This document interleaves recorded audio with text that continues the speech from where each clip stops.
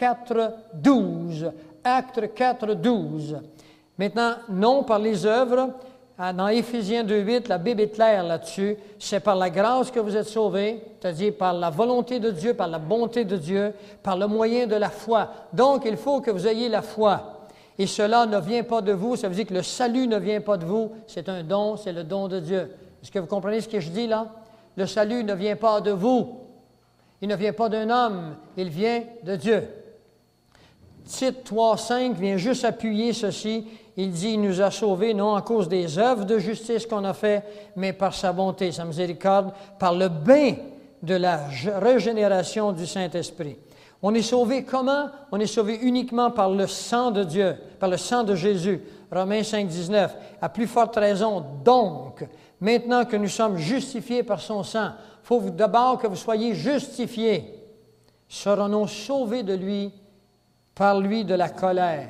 La colère de Dieu qui vient sur le monde. Apocalypse 6, verset 17. La colère de Dieu s'en vient sur le monde. Voulez-vous être sauvés de cette colère? En lui, nous avons le pardon des péchés. C'est marqué là, dans Romains. Maintenant, quelles sont les conséquences de tout cela si vous faites ceci? La première conséquence, c'est la vie éternelle. Dieu promet la vie éternelle à toute personne qui fera ce que je vais vous demander dans un instant. Toute personne qui fera ça, vous aurez la vie éternelle. Car Dieu a tellement aimé le monde qu'il a donné son Fils unique, Jean 3, 16, afin que quiconque croit en lui ne périsse point, mais qu'ils aient la vie éternelle. Je voudrais que vous sachiez qu'il y a des millions, puis des millions, puis des millions de personnes aujourd'hui qui ne croient plus en Jésus-Christ. On va vous apprendre quelque chose qui va vous renverser. Dans son livre « The Keys of this Blood », les clés de ce sang, écrit par Malachi Martin, jésuite, qui eut un entretien avec Jean-Paul II en 1992. Vous pouvez vous procurer ce livre dans les bibliothèques anglaises. Savez-vous ce que Jean-Paul II a déclaré? Il a déclaré qu'il croit que 70% de ses cardinaux ne croient plus dans la divinité de Jésus-Christ. Est-ce que vous savez qu'il y a des églises évangéliques qui ont la Bible qui sont embarquées dans le même train? La Bible nous dit qu'avant la fin des temps, il faut d'abord que vienne l'apostasie. Et elle est là, l'apostasie, mes amis. Vous devez aller à Dieu individuellement et ensuite joignez une Église. L'Église ne vous apportera pas le salut.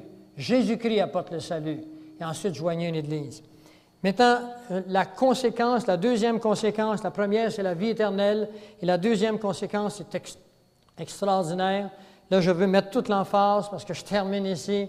Je veux vous dire que je vous ai démontré ce matin comment il y a une conspiration satanique pour s'emparer du monde entier, s'emparer de la vérité dans les universités, dans les écoles, partout, transformer la vérité. Il y a une conspiration, vous l'avez vu sur le plan financier, vous la voyez sur le plan moral. Eh bien, vous voyez maintenant qu'il y a des tribulations qui viennent sur la terre quand Israël signera un accord de 7 ans avec le peuple, avec l'Antéchrist. Eh bien, il va y arriver le commencement des tribulations de la 70e semaine de Daniel et qui tombe, c'est le retour sur la loi de Moïse, la loi de l'Ancien Testament. Et nous, nous vivons sur la grâce. On n'est pas sauvés parce qu'on a fait des choses. On est sauvés par la foi seulement. Eh bien, comme il ne peut exister de coexistence, il n'y a pas de coexistence entre la loi et la grâce, eh bien, il faut que ceux qui sont sur la grâce, vous et moi, vivons sur la grâce. Eh bien, à ce moment-là, il faut que nous ne soyons plus là. Et ça, c'est une promesse. Il y a 20 versets là-dessus, je ne vous en donne pas un seul. Croyez à cette promesse de Dieu. C'est ce qu'on appelle l'enlèvement de l'Église. 1 Thessaloniciens 4, verset 17. J'ai fini, ce ne sera pas long. Très important. Ne manquez pas le dessert, d'accord? Ne manquez pas le dessert. Parce que tout ceci n'aura servi à rien si je ne vous annonce que de mauvaises nouvelles. Ensuite, nous les vivants qui serons restés, nous serons tous ensemble enlevés avec eux sur des nuées à la rencontre du Seigneur dans les airs. Ça, c'est dans Thessaloniciens. Bientôt, mes amis, avant la signature d'Israël, vous allez voir des cimetières qui vont s'ouvrir. Les morts qui sont morts dans l'espérance de Jésus-Christ vont sortir des cimetières, Vous le verrez dans la parole de Dieu. 1 Thessaloniciens 4, versets 15, 16, 17. Les morts vont sortir, vont aller probablement visiter des familles quelque temps, je ne sais pas. C'est arrivé quand Jésus-Christ est ressuscité. L'historien Josephus nous dit qu'environ 12 000 personnes sont ressuscitées quand Jésus est ressuscité avec lui. Et ils se sont promenés dans les rues de Jérusalem.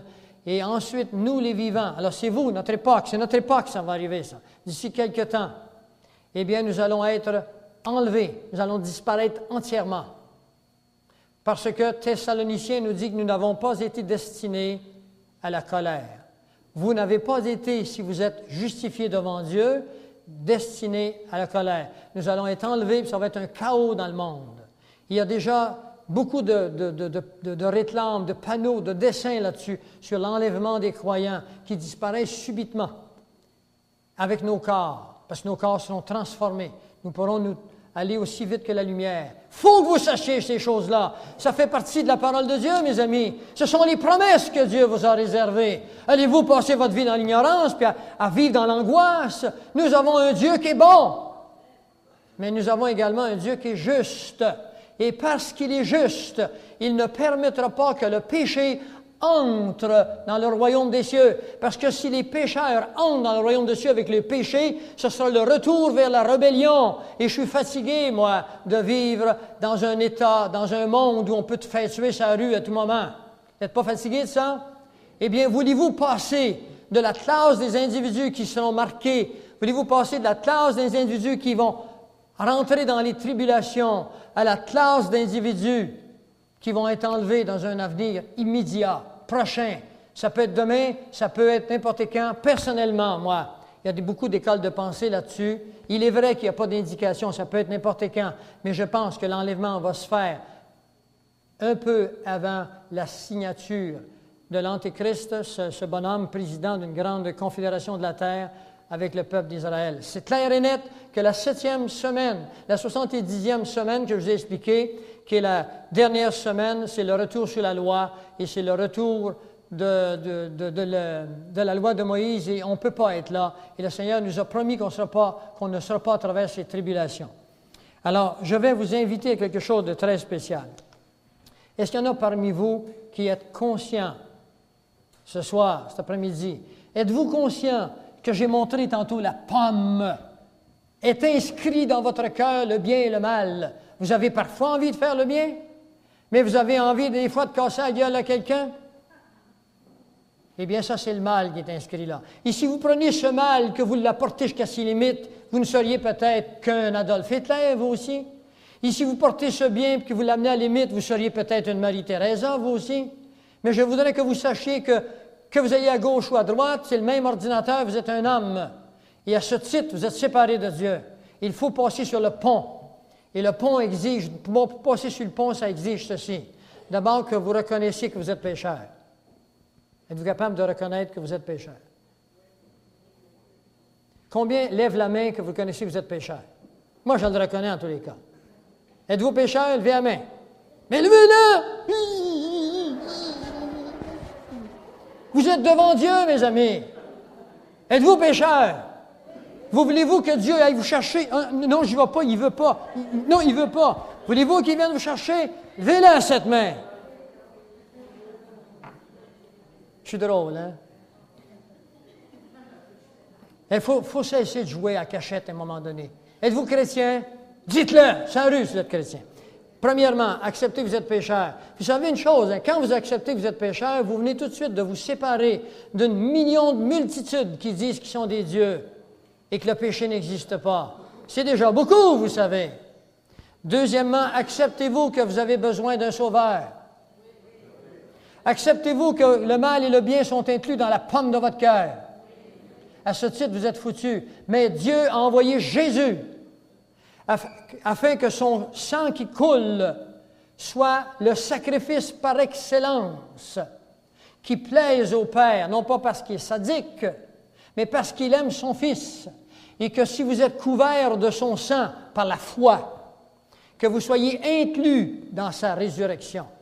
C'est ça, le plan du salut. Le plan du salut, acceptez que vous êtes pécheur. Deuxièmement, voulez-vous accepter Jésus, Christ, incarné comme le sauveur de votre vie. Si vous voulez l'accepter comme le sauveur de votre vie, levez la main. Baissez-la si vous ne voulez pas l'accepter. Laissez la main. Est-ce que vous voulez accepter maintenant Jésus comme le Seigneur de votre vie? C'est lui qui mène maintenant. Ce n'est pas les hommes, c'est lui qui mène. Levez la main si vous voulez l'accepter comme sauveur, comme Seigneur de votre vie. Mes amis, si vous étiez sincères dans votre cœur, vous avez accepté que vous êtes pécheur, vous avez accepté que c'est Jésus qui sauve, vous venez de franchir le pont. Vous êtes désormais une nouvelle créature. Vous le lirez dans 1 Corinthiens 5, le verset 17. Vous étiez mort et maintenant vous êtes vivant aux yeux de Dieu. Et je voudrais que vous sachiez ceci. Romains 8, 1 vous dit qu'à partir de ce moment, il n'y a plus aucune condamnation pour vous. Si vous avez accepté que vous êtes pécheur, que Jésus-Christ a payé la place, a payé vos péchés, Colossiens 2, 14, c'est lui qui a payé pour vos péchés. Vous n'avez pas à payer pour vos péchés. C'est lui qui a payé le coût pour vous. Vous êtes inclus dans son corps et le coût a déjà plu au Père. Romains 8, 1. À partir de ce moment-ci, vous êtes sauvés pour toujours. Sachez-le, la foi, ce n'est pas une émotion. Si ça vous apporte des émotions, tant mieux pour vous. Mais la foi n'est pas une émotion, c'est une compréhension du plan de Dieu.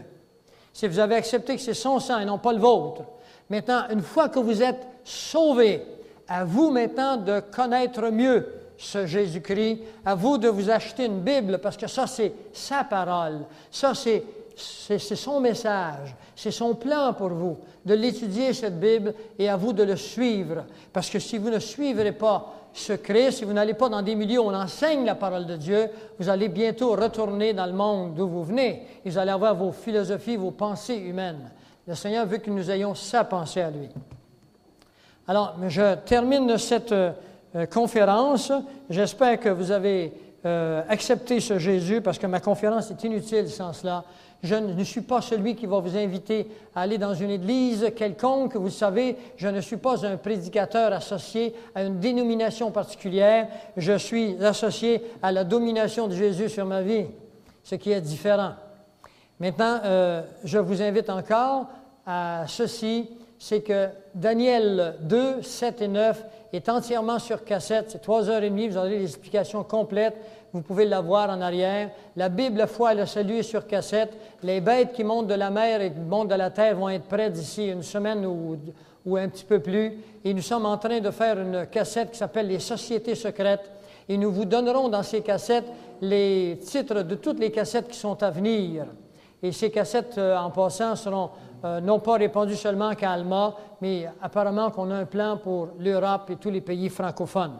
Alors, moi, aujourd'hui, je voudrais chaleureusement vous remercier de votre présence. J'ai des patients ici dans cette salle que j'aime beaucoup. Je suis honoré par votre présence. Je n'ai partout. Je suis heureux de vous voir là. C'est votre présence qui nous garde dans cet état d'alerte, qui vous alerte et qui vous avertit de ces choses et qui nous pousse, qui nous motive à faire ces recherches pour vous les livrer. Vous savez, comme un oiseau, une maman oiseau qui a été à la mer, qui s'est battue avec la mer puis les poissons, qui la porte dans le bec de l'oiseau. Nous espérons que vous ne demeurerez pas toujours le petit oiseau qui avale, que vous aussi, vous deviendrez un jour ceux-là qui nourrissent les autres. On vous remercie de votre appui. Et si vous avez des questions maintenant, la salle est ouverte pour les questions.